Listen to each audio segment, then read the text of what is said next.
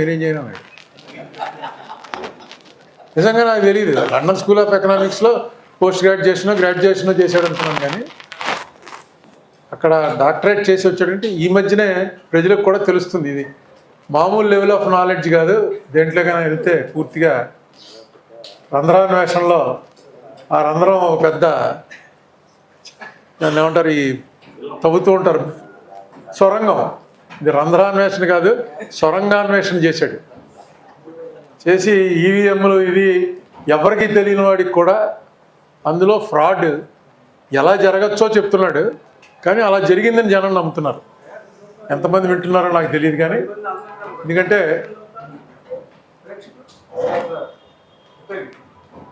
అన్ని ఉదాహరణలతోటి అయితే నాకు ఉన్న కొంచెం నాలెడ్జ్ ఏంటంటే, ఇందులో మొట్టమొదటి నుంచి ఈవీఎంల్లో ఏం జరుగుతుంది అన్నది మళ్ళీ లెక్కెట్టిన తర్వాత చూసుకోవటం తప్ప అందులో మోడీ చేయొచ్చని మామూలు వాళ్ళకైతే తెలియదు. మనం ఎలక్షన్ ఏజెంట్లను పంపుతాం, అక్కడ అతను సంతకం పెట్టమంటే సంతకం పెట్టేస్తారు. వీళ్ళు చూసుకోండి అన్నీ సరిగ్గా ఉన్నాయా లేవా అని మెషిన్ చూపిస్తాడు. చూపించి అన్నీ సరిగ్గా ఉన్నాయని సంతకం పెట్టేస్తాడు. అది చూపించేవాడికి కూడా ఏం తెలియదు. వాళ్ళు కూడా మన మున్సిపల్ ఆఫీస్లో పనిచేసేవాళ్ళు, తాలూకా ఆఫీస్లో పనిచేసేవాళ్ళు వీళ్ళే కదా ఉంటారు ఎలక్షన్ స్టాఫ్. వాళ్ళకేదో ముందు రోజు కోచింగ్ ఇస్తారు. ఆ కోచింగ్ ప్రకారం మళ్ళీ అది ఓపెన్ చేసినప్పుడు 15 రోజులకో 20 రోజులకో ఓపెన్ చేసినప్పుడు ఒకసారి చూపించి ఇగో సంతకాలు అవి చూసుకోండి జాగ్రత్తగా ఉన్నాయా లేదంటే ఉన్నాయంటారు, అయిపోతుంది. లోపల ఏం చేయొచ్చు అన్నది టెక్నికల్గా నాలెడ్జ్ ఉన్న వాళ్ళకి తెలుస్తుంది ఏ రకంగా చేయొచ్చని. ఇది ఎలా కాదు, ఇందులో మోడీ జరుగుతుందని చెప్పి కొంచెం ఆరోపణలు పెరిగాయేమో తెలియదు, కానీ ఆ వీవీ ప్యాట్స్ అని ఏదో పెట్టారు, వెరిఫికేషన్ ప్యాట్స్. అంటే మనం ఓటు నొక్కినప్పుడు మనకు కనబడుతుంది ఎవరికి వేసాం ఓటు. కావాలంటే ఎవరైతే ఎలక్షన్లో పోటీ చేశాడో అతను కానీ లేకపోతే అతని ఏజెంట్లు కానీ మాకు అనుమానం ఉంది రీకౌంట్ పెట్టండి అని అడిగితే వీవీప్యాట్లు తీసి లెక్క పెట్టాలి. అందుకోసం వీవీప్యాట్ కానీ లెక్క పెట్టమన్నారు. ఇక లెక్క పెట్టడం దానికి వీవీప్యాట్లు ఎందుకు? కోర్టుకు వెళ్ళారు. కోర్టు వారు విచిత్రంగా 5% కదా, 5% లెక్క పెడితే చాలండి అన్నారు. 5% లెక్క పెట్టండి, అసలు పెట్టిందే అందుకు. పోనీ వాడు ఎవడైతే అడుగుతున్నాడో రీకౌంట్ అని వాడి దగ్గర 1 లక్ష రూపాయలు తీసుకోండి, 10 లక్షలు తీసుకోండి, 10 లక్షలు కడితేనే లెక్క పెడతాం మాకు అంత ఖర్చు అవుతుందని పెట్టేవాళ్ళు ఉన్నారు. ఎలక్షన్ అంటే కోట్ల మీద పోతుంది. ఇది ఎక్కడ అనలేదు అసలు. ఎందుకు పెట్టారు వీవీప్యాట్లు? మళ్ళీ అదో ఖర్చు తక్కువ. మామూలుగా ఎలక్షన్ కమిషన్ వేయడానికి ప్రొసీజర్ ఏదో ఒక అపోజిషన్ లీడర్ ఉండాలి, ఒక జడ్జి గారు ఉండాలి, ఒక ఇటు నుంచేమో రూలింగ్ పార్టీ నుంచి హోమ్ మినిస్టర్ ఉంటాడు, ఇంకోటి ఎవడో ఉంటాడు, నలుగురు ఎంతమంది ఉండేవారు. ముందు అపోజిషన్ లీడర్ని తీసేశారు, ఇప్పుడు జడ్జిని కూడా తీసినట్టున్నారు. అంటే వాళ్ళే అపాయింట్ చేస్తారు ఎలక్షన్ కమిషన్ ఎవడన్నది. ఇంత ఒకసారి నేను ఎప్పుడో చిన్నప్పుడు విన్నాను ఒక జోక్.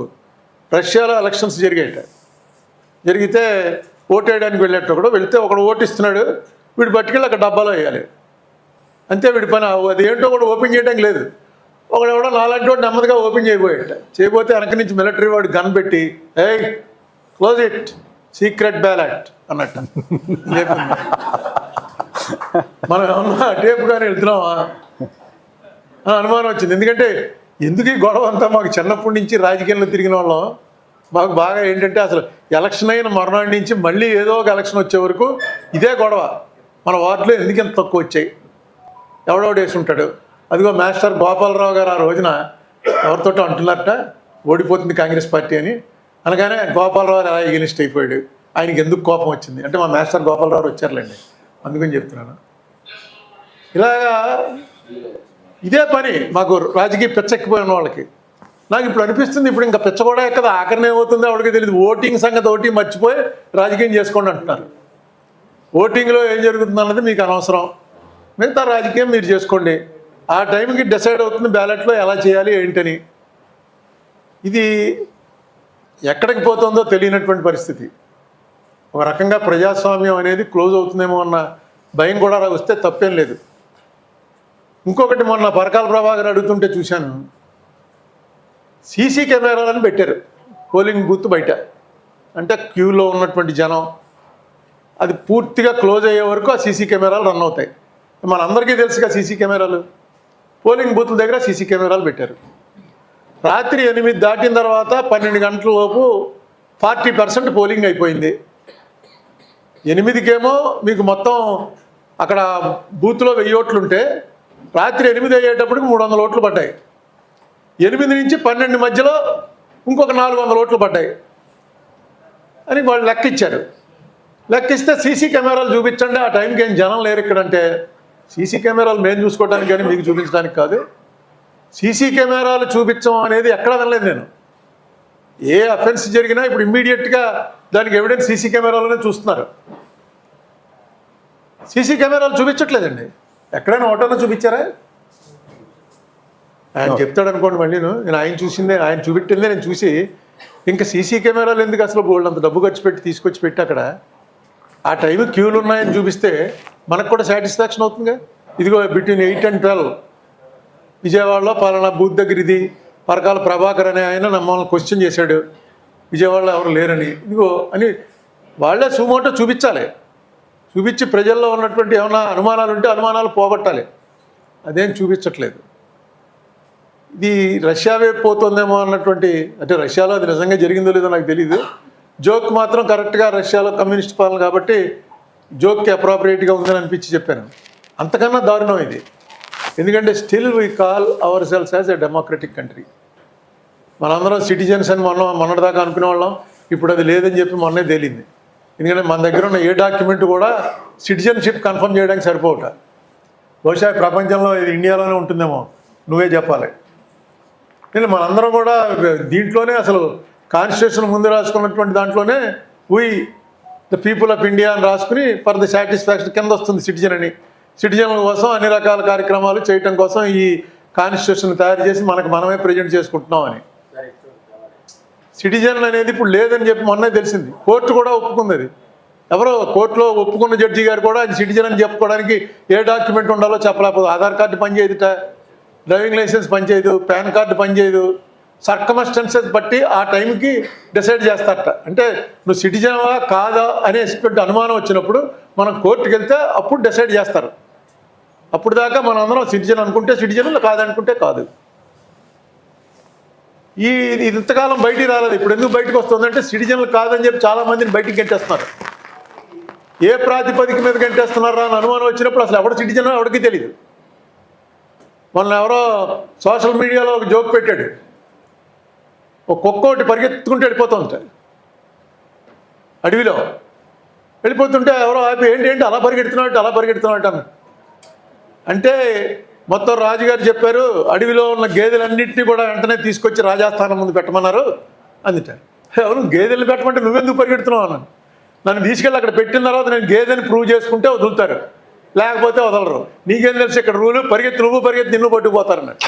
గేదె కాదని గేదె కాదని నేను ప్రూవ్ చేసుకునే వరకు లోపల ఉండాలి.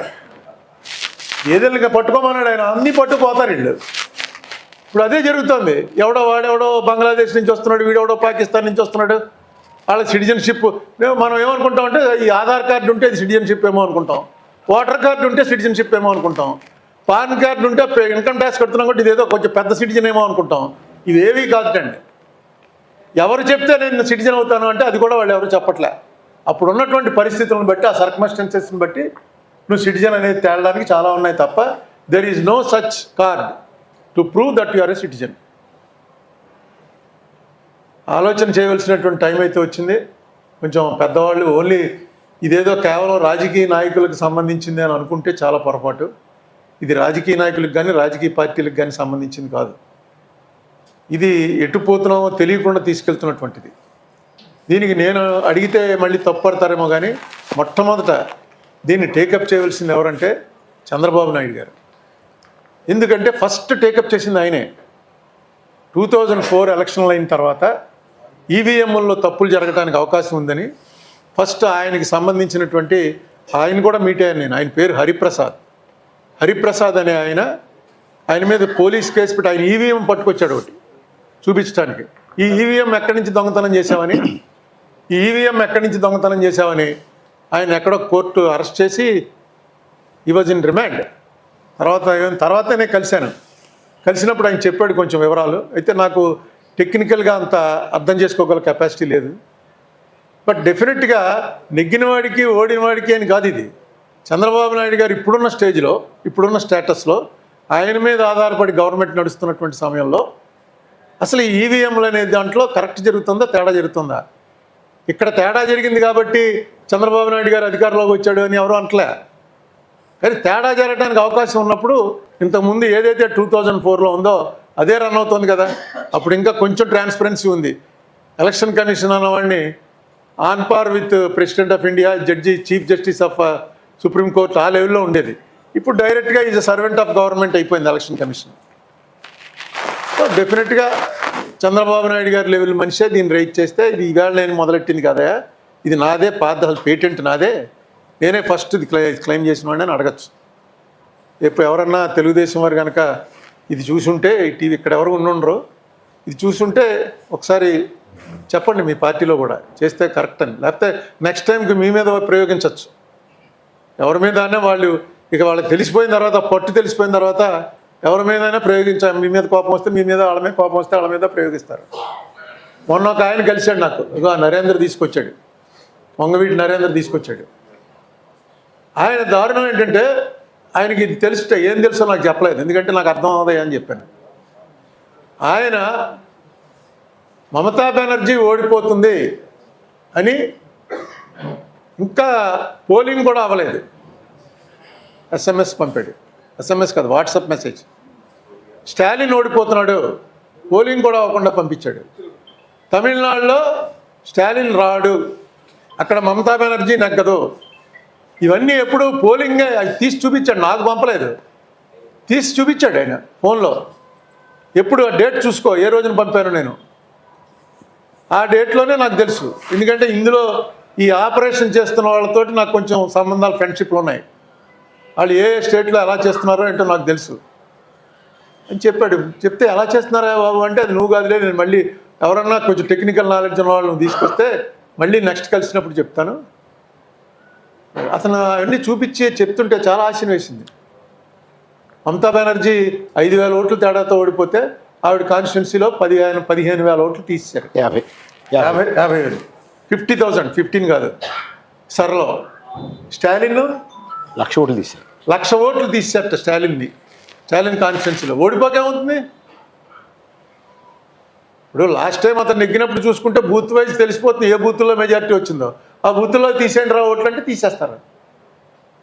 ఇప్పుడు తెలంగాణలో కూడా కాంగ్రెస్ పార్టీ అధికారంలో ఉంది, వాళ్ళు ఏదో చేస్తున్నారు అక్కడ. ఇక్కడ కాంగ్రెస్ పార్టీ లేదు, ఇక్కడ 2 పార్టీలు బీజేపీకి ఎలియన్సే.